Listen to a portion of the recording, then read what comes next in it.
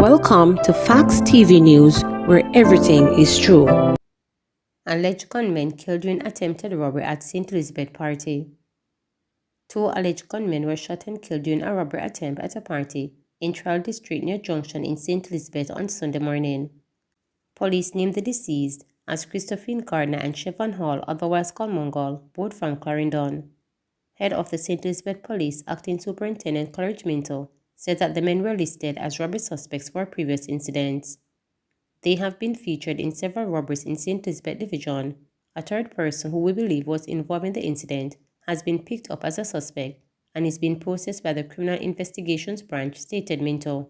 Minto explained that the event was permitted in Trial Square. During the event, 2 armed men attempted to rob patrons at the location. They were challenged by licensed firearm holders. As a result of the shooting, 2 men were shot and killed. 2 firearms recovered, he stated.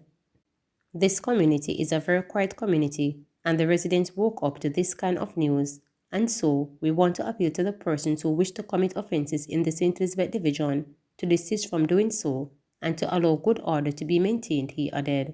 We're in the Trial Square, where a permitted event took place at this location. The preliminary investigations suggest that during the event, 2 armed men attempted to rob patrons at this location. They were challenged by licensed firearm holders. As a result of the shooting, 2 men were shot and killed. 2 firearms recovered. We have now been able to identify the 2 men involved in this incident. They have also been featured in several robberies in the St. Elizabeth Division.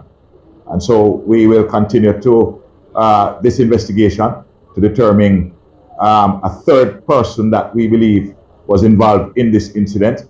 1 person has now been picked up as a suspect and is being processed by the CIB.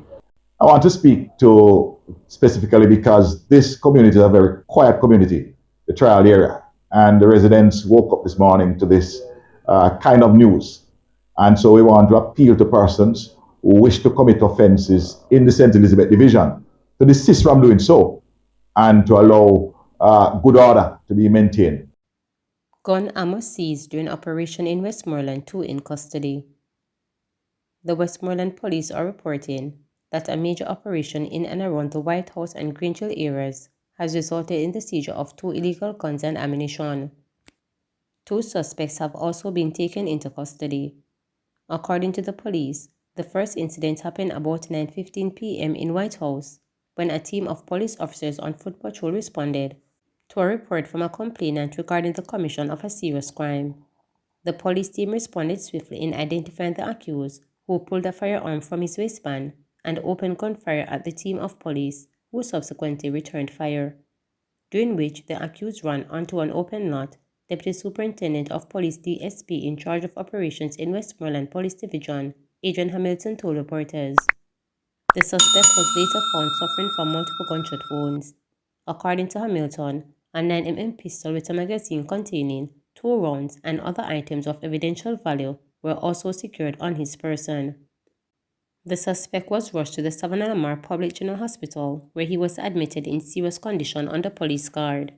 In the second incident, a 9mm Glock pistol was seized by the Morgan's Bridge Police at Belly Isa Road, Greenhill in the parish. Hamilton noted that the police continued to reap success in the Christmas season.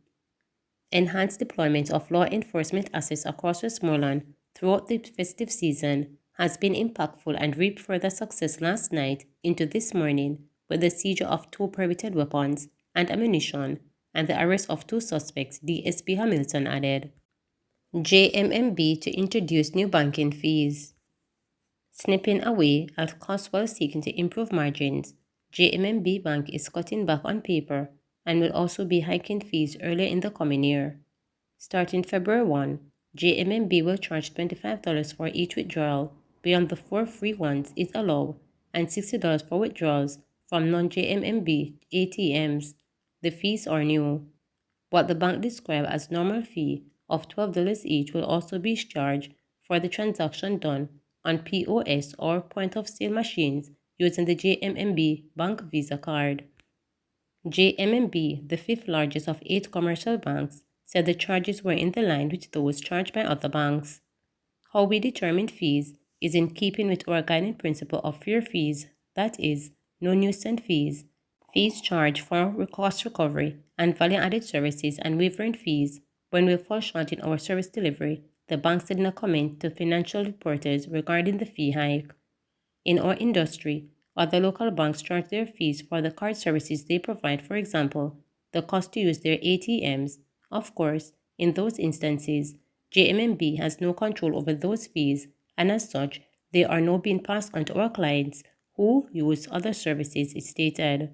Additionally, the new banking fees to be introduced are in line with or below the cost of similar services provided by other banks. Customer statements will also be emailed going forward as the bank seeks to reduce expenditure on mail. Jamaica's retail banking sector is valued at around $3.4 trillion by asset, while JMB banking account for $188 billion of the total. MP Philip Pwell treated elderly in his Kingston East and Port Royal constituency. Member of Parliament for Kingston Eastern and Port Royal Philip Pwell has expressed that his favorite part of the festive season is time spent giving back to the elderly in his constituency. Speaking at the second of two treats hosted in the division, Pwell disclosed that every year, at least 500 elderly people are treated to a special Christmas dinner. This year, the MP announced that in addition to the specially prepared meals, elderly members in his constituency will receive a gift basket with much needed food items. Every year, over 500 of our senior citizens across both divisions are treated. We provide them with a meal, a Christmas dinner, and then we have special prizes, he added. It's very important so that on Christmas Day, that we can have a proper dinner. I will be presenting them with a basket of food items, oil, flour, rice, sugar, but very importantly, we are going to be providing everyone with a chicken. I think people want to feel the Christmas spirit, and I believe that a proper meal for them is important. Admitting that the cost of living in Jamaica has increased, Pwell said the elderly are among the most affected, and as MP he wanted to make their season cheerful. It has been a very difficult year for our people. The fact of the matter is the cost of living has increased, and they are feeling it the most because many of them are on sick pensions. Many of them are relying on their families overseas to assist, he stated.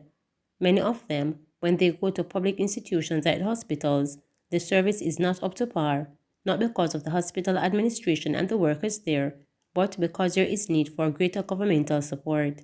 To the end, Pwell says he's hoping that for 2024, the government will extend greater benefits towards the elderly. Please remember to subscribe, like, share,